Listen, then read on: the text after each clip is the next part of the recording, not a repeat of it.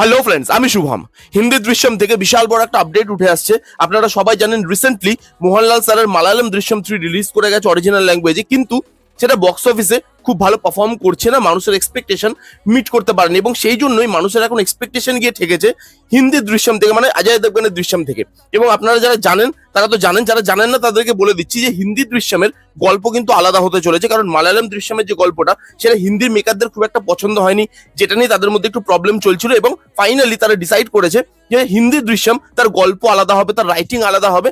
এবার দেখা যায় গল্পটা কিরকম হয়। কিন্তু তার সঙ্গে আরো একটা বড় খবর, দৃশ্যম 2 তে পুলিশ অফিসার ছিল অক্ষয় খান্না, কিন্তু আফটার ধুরন্ধর অক্ষয় খান্নার রেট অনেক বেড়ে গেছে, অক্ষয় খান্নার ট্যান্ট্রামস অনেক বেড়ে গেছে এবং যেগুলো হিন্দির দৃশ্যমের মেকার্সরা মেনে নিতে পারছে না, তার দাবিগুলো মানতে পারছে না, যার জন্য তাকে সরিয়ে দেওয়া হয়েছে এবং তার জায়গায় এখন নতুন কাস্ট এসছে, যিনি হচ্ছে প্রকাশ রাজ।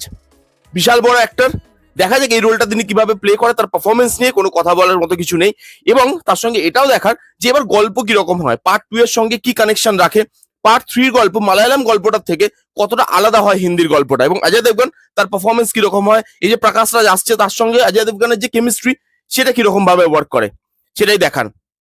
এটাই আপডেটটা দেওয়ার ছিল আপনাদেরকে। কারা কারা জানতেন কমেন্ট করে জানান, যারা যারা জানতেন না এটা আপডেটটা পেলাম তাই আপনাদেরকে দিলাম।